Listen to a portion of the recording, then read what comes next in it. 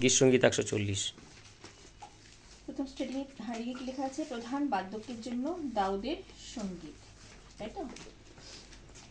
বৌদি পড়ো, বৌদি এরপর তোমরা এক পড়ো।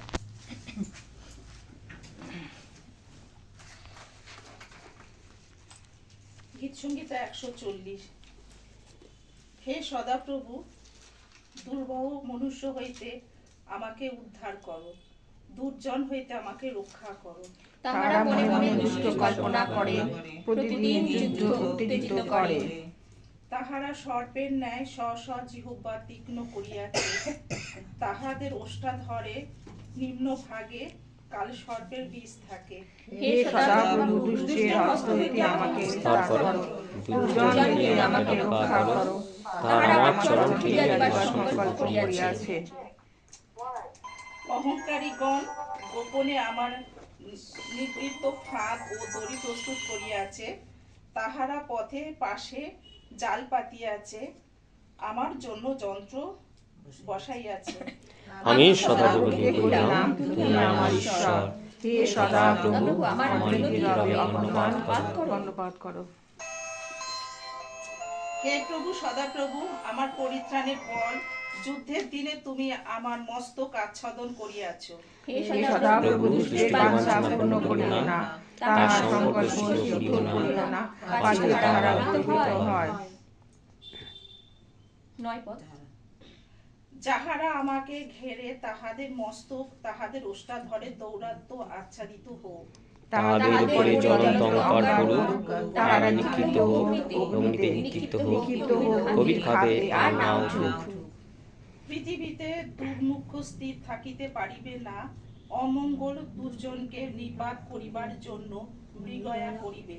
আমি আমি জানি সদাপ্রভু দুঃখী বা ও দরিদ্র বর্গের বিচার নিষ্পন্ন করিবেন। অবশ্যই তোমার নামে স্তব করিবে, সরল বল তোমার সাক্ষাতে বাস করিবে। আমেন। হালেলুয়া। ধন্যবাদ ঈশ্বরের, গৌরব হোক।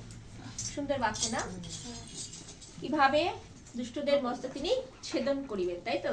এটাই তো লেখা রয়েছে। আর কি ধার্মিক ভাবে উন্নত হইবে। Praise the lord. তাই বলছে প্রধান বাদ্যকের জন্য দাউদের কি হচ্ছে? সঙ্গীত। আমেন। হে সদাপ্রভু, দুর্বৃত্ত মানুষ্য হইতে আমাকে উদ্ধার করো, দুর্জন হইতে আমাকে রক্ষা করো। আজকে আমরা জানি দাউদের জীবনে অনেক দুর্জন ছিল, দুর্বৃত্ত মনুষ্য ছিল। আজকে আমাদের জীবনেও অনেক দুর্বৃত্ত মানুষ। তার জীবনে কে ছিল? দুর্বৃত্ত মানুষ কে ছিল? শোল শুধু ছিল না, আরো অনেকে ছিল যারা কি করতো? তাকে পীড়ন করতো, উৎপীড়ন করতো, তাকে কি করতো? জ্বালাতন করতো। এমনকি তাকে মৃত্যু পর্যন্ত তাকে নিয়ে গেছে, এমনকি তাকে মৃত্যুর মুখেও তাকে পতিত করেছে, এমনকি তাকে দণ্ড দেবে, মানে কি এমনকি মেরে ফেলবে, সেই চিন্তাও তারা করেছে। আজকে আমাদের জীবনও ঠিক তাই। তাই বলছে যে হে সদাপ্রভু, দুর্বৃত্ত মনুষ্য হইতে আমাকে কি করো? রক্ষা করো, উদ্ধার করো। আজকে আমাদের জীবনও কিন্তু অনেক আছে মনুষ্য যারা কিন্তু গোপনে কি করে, যে বলেছে না একটু পরে আমরা যখন যাবো দেখবো, গোপনে ফাঁদ রচনা করে, গোপনে নানা রকম সংকল্প করে, গোপনে নানা রকম কি করে তারা ফন্দি করে, গোপনে তারা কি করে এরকম করে বান মারে, গোপনে তারা কি করে নানা রকম মন্দ আলোচনা করে আর মন্দ কথা বলে তাদেরকে, তাদের চোখের চাউনি এমন হবে, তাদের দৃষ্টিভঙ্গি এমন হবে, সেই মানুষকে পুরো শেষ করে দেবে। এরকমও হয়। ওই জন্য বলছে দুর্বৃত্ত মনুষ্য হইতে কি করো? আমাকে উদ্ধার করো। আজকে দুর্বৃত্ত মানুষ, শয়তান কোথায়? শয়তান মনুষ্যদের মধ্যেই রয়েছে, ভালো মন্দ আমরা জানি। শয়তান কি করে? মানুষের জীবনকে কি করে ওইভাবে করে কি করে, অন্য যারা ভালো আছে তাদেরকে কি করে নষ্ট করতে চায়। তাই বলছে দুর্জন হইতে আমাকে কি করো? রক্ষা করো। আজকে দাউদের জীবনে দুর্জন লোক অনেক ছিল, দুর্জন হইতে মানে নোংরা লোক হইতে আমাকে কি করো? রক্ষা করো। আজকে আমাদের জীবনে ঠিক দাউদ যেরকম প্রার্থনা করতো, আমাদের জীবনে ঠিক সেরকম, আমি তোমাদের বলেছি না কিছু কিছু প্রার্থনা আছে, যে এই সকল প্রার্থনা, এই সকল বাক্য তুলে তুলে যখন প্রার্থনা করবে, তখন যেন সেটা আমাদের অভ্যাসে পরিণত হয়ে গেছে। আমেন। হালেলুয়া। আমেন। দুর্জন হইতে আমাকে রক্ষা করো। তারা মনে মনে কি করে? কল্পনা করে। একটু আগে বলছিলাম না, একটু আগে বলছিলাম, তারা মনে মনে কল্পনা করে, চিন্তা করে। চিন্তাতেই কি হয়? সেই মানুষ কি হয়? রুগ্ন হয়ে যায়, অসুস্থ হয়ে পড়ে। এগুলো আমাদের মনে রাখতে হবে। এই যে আমরা মনে করি এক সময় আমাদের এত রোগ ব্যাধি, হ্যাঁ প্রভু আমার এই হচ্ছে, আমার এই হচ্ছে, কেন? ও যে দুষ্ট কল্পনা করছে আমার জন্য, আর আমার এইগুলো হচ্ছে। সেদিনও তাই, দাউদের জীবনেও তাই হচ্ছিল। আর ঠিক তাই আজকে আমাদের জীবনও তাই হয়, পরিষ্কার এখানে লিখে দিয়েছে। তাই বলছে দেখো তাদের মনে দুষ্কর্মকে প্রতিদিন যুদ্ধ উত্তেজিত করে, মানে যুদ্ধ মানে মানে কি করে ফাইট। কার সাথে যুদ্ধ হচ্ছে? আমাদের শয়তানের সাথে। ওই শয়তানকে আমরা দেখতে পাচ্ছি না, কিন্তু শরীরের যে ব্যাঘাত ঘটছে, শরীরের যে ব্যায়ামগুলো ঘটছে, শরীরের নানা রকম উপসর্গগুলো দেখা যাচ্ছে, সেগুলোর সহিত আমাদের কি হচ্ছে? যুদ্ধ হচ্ছে।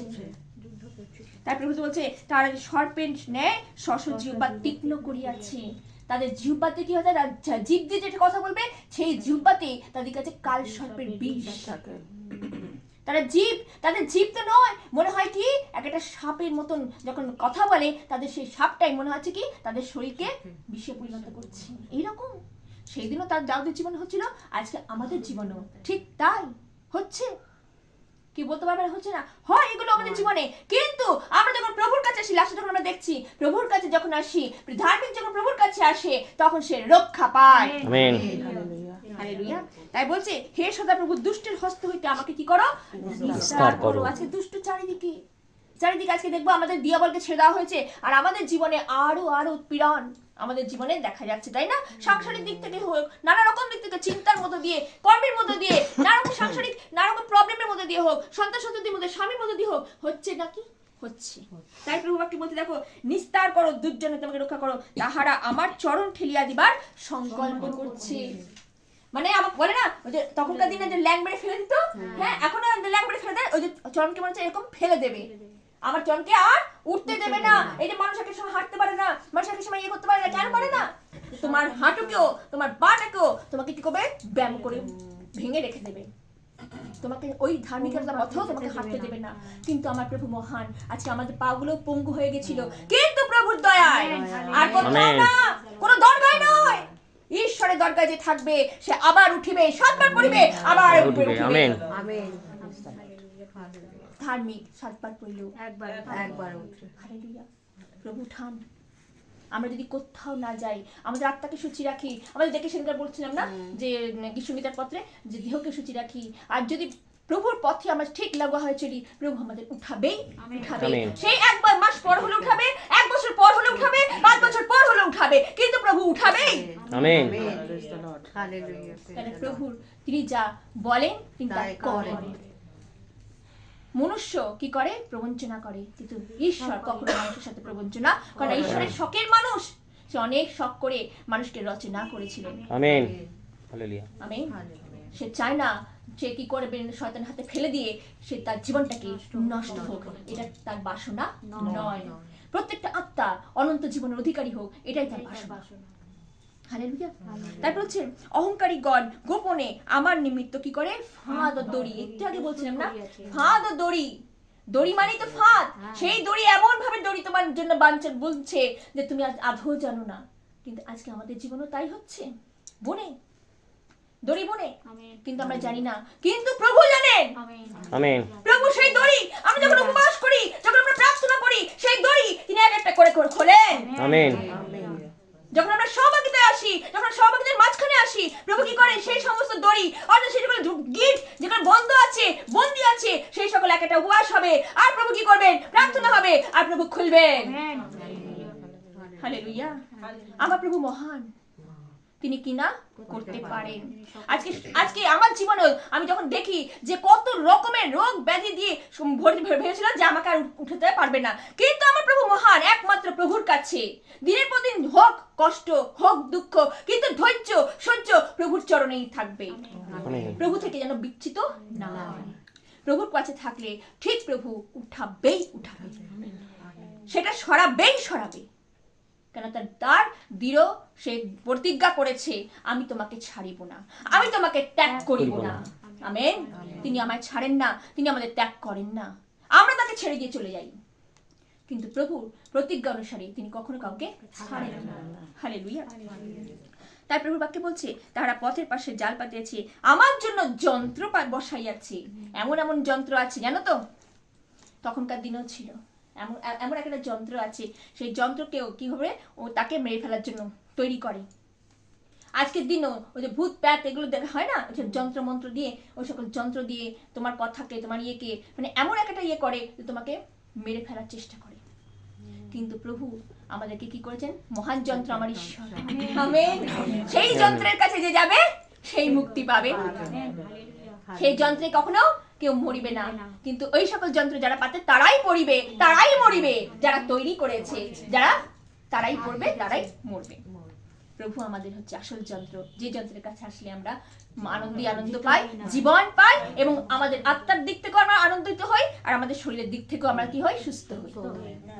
হালেলুয়া। তাই প্রভুর বাক্যে বলছে, দেখো আমি সদা প্রভুকে ডাকিলাম, কইলাম তুমি আমার ঈশ্বর, আর কেউ না, একমাত্র ঈশ্বরকে, আমার প্রভু যীশু খ্রিস্ট। হালেলুয়া। তাই সেই বলছে, দেখো দাউদ বলছে, হে সদা প্রভু। দাউদ এতটাই নম্র ছিল, নম্র হয়ে কথা বলছে, দেখো না কত ভাবে, হে সদা প্রভু আমার বিনতির রবে কর্ণপাত করো। আমরা কেউ বলি, হে প্রভু আমার বিনতির রবে কর্ণপাত করো? আজকে দাউদ কত নম্র ভাবে বলছে বিনতির রব। আজকে বিনতি যারা করে, যারা নাকি নম্র হয়ে কাকুতি করে, তাদের তিনি প্রার্থনা শোনেন। আমেন। প্রার্থনা শুধু শোনেন না, কিন্তু প্রার্থনা উত্তর দানে, তার কর্ণ খোলা, তার চোখ খোলা, তিনি সর্বদাই দেখছেন। তার সিংহাসনের মধ্য দিয়ে যখন বসে আছে, তখন তার সে নিচু হয়ে হেঁট হয়ে তখন সবাইকে তিনি দেখছেন। কে কিরকম অবস্থায় রয়েছে আমার সন্তানেরা, এমনকি কেউ যদি সে বলছে একরকম বা পেছনে করছে আরেক রকম, কিন্তু ঈশ্বর তাদেরকেও দেখছেন। সেই অনুযায়ী তাই আমি যখন বাক্যগুলো পড়ি, তখন দেখি তার ক্রিয়া অনুসারে আমি তাকে প্রতিফল তাকে দিয়ে থাকি, কিন্তু আমার দয়া তার উপর থেকে হরণ করি না। Amen, amen. যেমন যারা তারা ইসরায়েল জাতিকে আমরা দেখেছি বারবার করে, তারা যখন পতিত হয়েছে, আবার যখন ফিরে এসেছে, প্রভু তাদের গ্রহণ করেছে। আজও তিনি গ্রহণ করেন, যাতে তারা ফিরে আসে। Amen, hallelujah. তাই প্রভুর বাক্যে বলছে, হে সদা প্রভু আমার পরিত্রাণের বল। হালেলুয়া। পরিত্রাণ কার কাছে? একমাত্র সে খ্রিস্টের কাছে পরিত্রাণ। আমেন। পরিত্রাণের বল অর্থাৎ শক্তি, সেই পরিত্রাণ যতক্ষণ না আসবে আমাদের জীবনে, আমাদের বল ততক্ষণে থাকে না। সেই বল কোথা থেকে আসে? একমাত্র পরিত্রাণের পর থেকে। যখন সেই পরিত্রাণ আমাদের জীবনে এসে গেল, সেই পবিত্রতা আমাদের জীবনে এসে গেল, বল ও শক্তি আমরা দুটোই উভয় পেয়ে থাকি। Amen, hallelujah. ওই জন্য আমি সেটা বলছি না, পবিত্রতা পাওয়াটা হচ্ছে খুব জরুরি। তাকে ধরে রাখতে হলেও সেটা সংযুক্ত ভাবে, সুন্দর ভাবে, সেদিন পড়ছিলাম না, অনেক ভাবে ঈশ্বরের কাছে সাহায্য চাইতে হবে, শেষ দিন পর্যন্ত সেই পবিত্রতাকে যেন প্রভু ধরে রাখতে পারি। অত সোজা নয়। এই মানুষটাকে দেখি ধরে রাখছি, কিভাবে রাখছি? বয়স হয়ে গেছে, জেলি বাক্য অধ্যাবসায়, জেলি প্রার্থনা অধ্যাবসায়, এইগুলো সে জীবনে নিজেকে নিয়ে নিয়েছে। তার স্বামী নেই, কিন্তু আমার মাকেও দেখি স্বামী নেই, কিন্তু প্রার্থনা হচ্ছে এই বাক্যকে যারা জীবনে ধারণ করেছে, তাদের শক্তি বল এই বাক্য থেকে আসে। Amen, hallelujah. চাঙ্গাই কোথা থেকে আসবে? একমাত্র এই যে কত তাড়াতাড়ি সুস্থ। এক্সাম্পল, 2 মাসের মধ্যে সে হেঁটে চলে বেড়াচ্ছে। একমাত্র ঈশ্বরের যদি শক্তি না থাকতো, বাক্যকে সে ধ্যানে ধ্যানে রাখতো, বা যখনই পেরেছে বাইবেলটাকে নিয়ে পড়েছে, আর প্রভুকে বলেছে, প্রভু আমরা শেষে প্রার্থনা দিয়েছি। প্রার্থনা হচ্ছে একমাত্র শক্তি, বাক্য হচ্ছে একমাত্র শক্তি, যে শক্তিতে তুমি উঠে দাঁড়াবে, চাঙ্গাই হবে।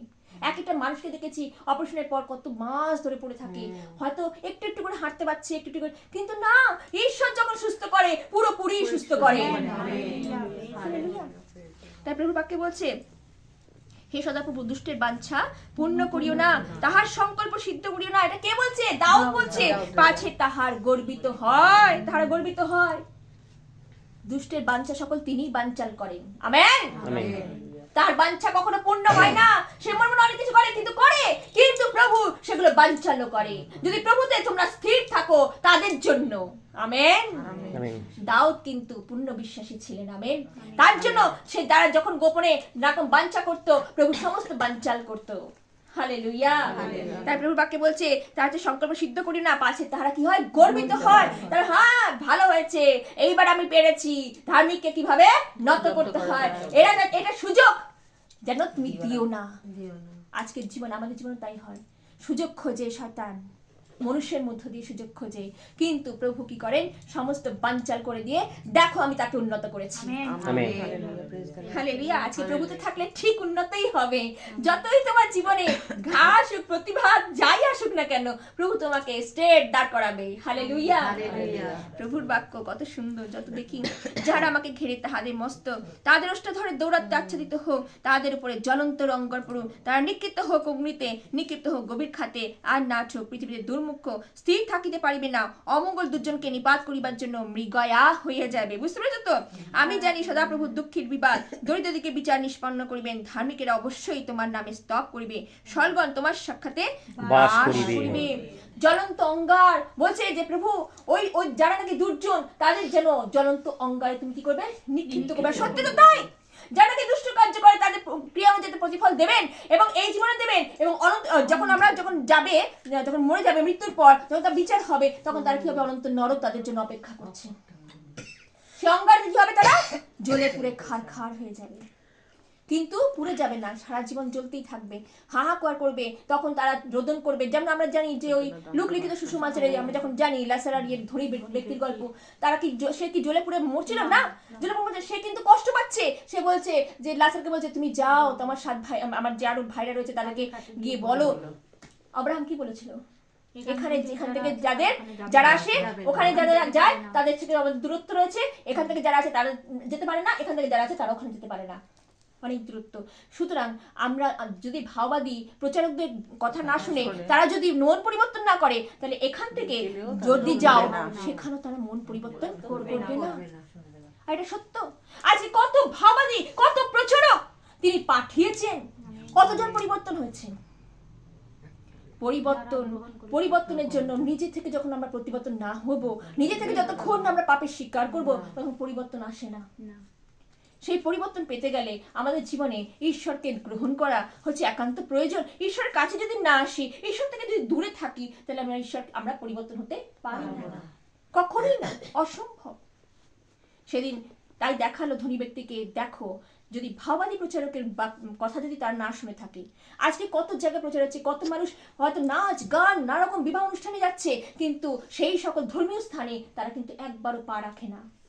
তাদের মন পরিবর্তন করতে তারা চায় না। তাদের আত্মাগুলো কোথায় যাবে? সে অনন্ত নরক, অনন্ত অঙ্গার। কি হচ্ছে? জ্বলন্ত অঙ্গার তাদের জন্য অপেক্ষা করছে। তাই প্রভু বাক্যে বলছে, আমি জানি সদাপ্রভু দুঃখীর বিবাদ, দুঃখীদের জন্য ফাইট করেন কে? আমার সদাপ্রভু। আমেন। তাই প্রভু বাক্যে দরিদ্র বর্গের বিচার নিষ্পন্ন করেন, ধার্মিকেরা অবশ্যই তোমার নামের স্তব করিবে। আজকে ধার্মিক যারা, তারা ঈশ্বরকেই তারা তুলে ধরে, ঈশ্বরের স্তব করে, গৌরব করে। হালেলুয়া। আর কি সরলগণ তোমার সাক্ষাতেই বাস করবে। যারা সরল চিত্তগণ, যারা নাকি নত নম্র ভাই, তাই বলছে না, আমরা মতিলিখিত সুসমাচার ছাত্রদের যখন দেখি তখন কি বলছে? আমি নম্র চিত্ত মৃদুশীল, তোমরাও নম্র চিত্ত মৃদুশীল হও। তাই সরল লোককে, যারা নম্র হয়েছে, যারা নত নম্র ভাবে ঈশ্বরের কাছে থাকে, তাদেরকেই তিনি কি করবেন? আমেন। তাদের সাক্ষাতে তিনি বাস করেন, তাদের অন্তরে তিনি বাস করেন। তারা যেখানে যাবে, আমি একটু পরে ধন্যবাদ দেবো, যারা মানে যেখানে যাবে সেখানে তাদের যে কোনো কাজকে তিনি কি করেন? সাকসেসফুল করেন। আমেন। সফলতা ঈশ্বরের কাছে। যদি সরল পথে চলো, বেঁকা পথে নয়। যেতে যেতে অনেক সময় মনে হয় একটু ঘুরে যাই, ওই রকম ঘোরাতেও ঈশ্বরের দণ্ড আছে। ওই হয়তো তুমি সেখানে ক্ষমা চাইলে, ক্ষমা হলো, কিন্তু সেই ক্ষমা পাওয়ার পরেও কিন্তু সেই জিনিসটা কিন্তু ঈশ্বর ভোলে না। ঈশ্বর সেই অনুযায়ী কিন্তু শাস্তি তোমার জন্য নিরূপণ করে রাখে। এই জন্য আমাদের অনেক সময় অনেকভাবে ঈশ্বরের পথে চলি, কিন্তু আমাদের মনটাকে নরম চরম যেন না হয়, মনটা যেন আমাদের ঈশ্বরের কাছে স্থির থাকে। হালেলুয়া। দাউদ যেভাবে ঈশ্বরের পথে স্থির থেকে দয়া, করুণা, অনুগ্রহ ঈশ্বরের কাছ থেকে নিয়েছিল। হালেলুয়া। Praise the Lord.